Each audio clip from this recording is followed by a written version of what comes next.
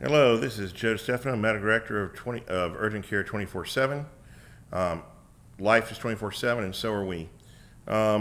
Today's chat is about the pituitary gland and secondary endocrine disorders.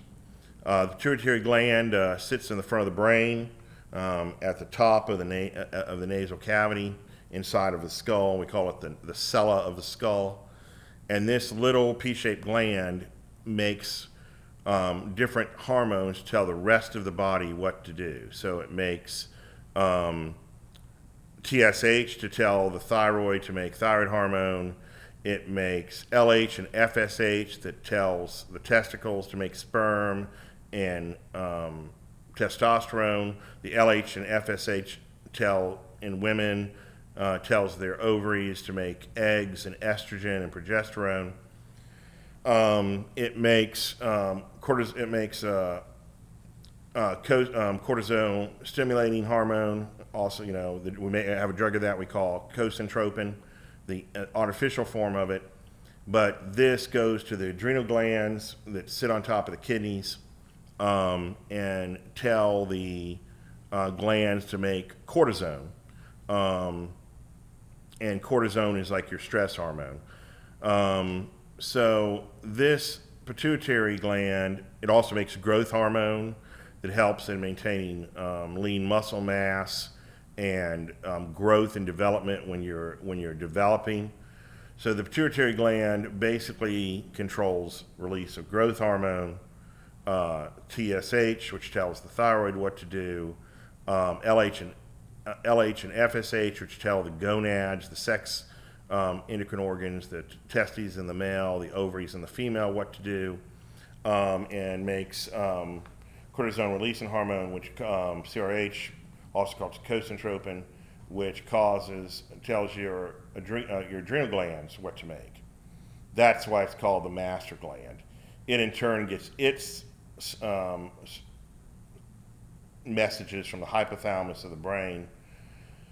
Now, there's certain disease states that can happen. The pituitary gland can be attacked by the immune system, and your pituitary function can wax and wane depending on how much stress you are and how much autoimmune attack you're getting on the pituitary. That is called anterior hypothesitis, and that is a very rare condition, but it occurs.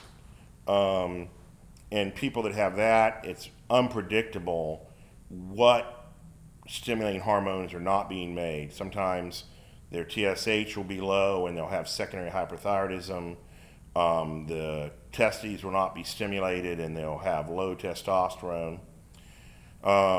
It all depends on what part of the pituitary is being attacked by the lymphocytes, the immune cells. Also with pituitary, you can have tumors. You can have what's called a pituitary adenoma, and that grows and starts to destroy the pituitary, or displace it, or compress it, and that affects the release of these hormones that tell the other glands what to do. So that is the different things that can go wrong in the pituitary. That is why sometimes you can have in a person that is very symptomatic and looks like they are hypothyroid, you can get a TSH level on them and the TSH level actually be low. But you're going, all right, they look hypothyroid, they don't look hyperthyroid. It's obvious they're not making too much thyroid hormone. And when you check their thyroid hormone levels, they're actually low. The T4 is low, the T3 is low. So you have this panel that says low TSH, low T3, low T4, and you know then that there's something amiss here. The pituitary is not doing its job, and it is not telling the thyroid to make hormone. And you generally correct this by just giving thyroid hormone. But the next phase of the workup is, of course, to get imaging of that pituitary with a dedicated pituitary MRI and make sure that that patient does not have a pituitary tumor or pituitary autoimmune disease. You can have people that come in and they're they're fatigued, they have low blood pressure, they don't feel well, but their TSH and T3 and T4 look well, but then you check their cortisone levels and they have a low cortisol level. But their ACTH, the cortisone stimulating hormone the pituitary makes, which is called ACTH, it is actually low. So then you know, wait a minute, the pituitary is not telling the adrenal glands to make adrenaline. Whoa, we got a problem. We call that secondary adrenal insufficiency. It's not as dramatic or easy diagnosed as primary. Primary adrenal insufficiency, the adrenal glands themselves have failed either due to autoimmune disease or tuberculosis or replacement with cancer. And in those patients, they have high potassium, they have major electrolyte abnormalities, they have very low blood pressure, they have nausea and vomiting, they tend to be hyperpigmented because as the pituitary makes a ton of ACTH to try to get the diseased adrenal glands to make the cortisone, that causes hyperpigmentation of the skin. But secondary adrenal insufficiency, the mineral corticoid part of the adrenal glands, they don't need pituitary input to work. So you do not see the electrolyte abnormalities in these secondary adrenal patients like you do in the primary.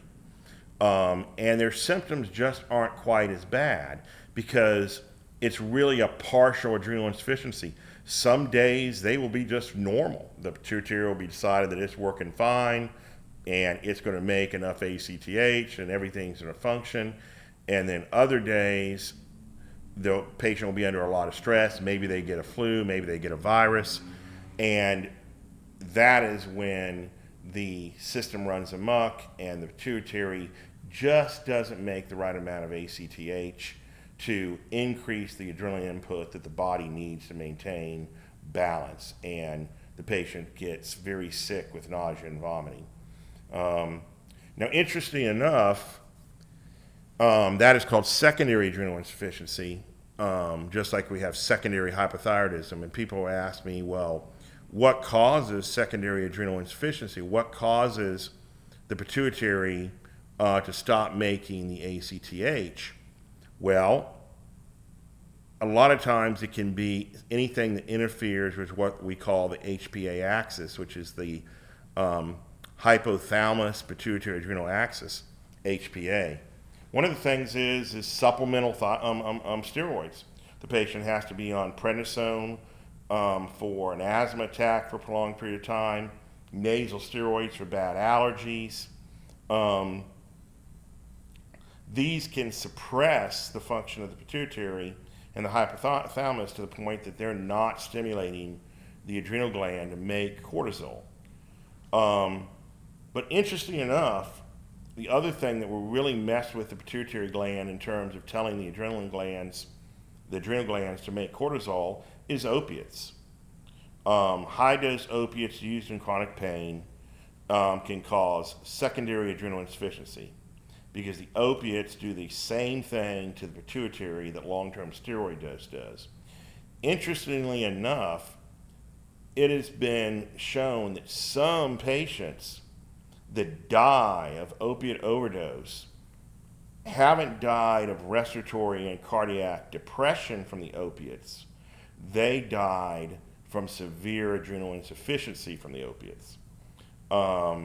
So that is a warning about opiates and their potential for addiction and their ability to cause death. So anyway, pituitary disorders are interesting and fascinating. They're very complex. And as part of our primary care effort at Urgent Care 24/7, we're aware of them and try to diagnose those as well and manage them. They also are probably one of the areas that true specialty input from endocrinology can be very valuable.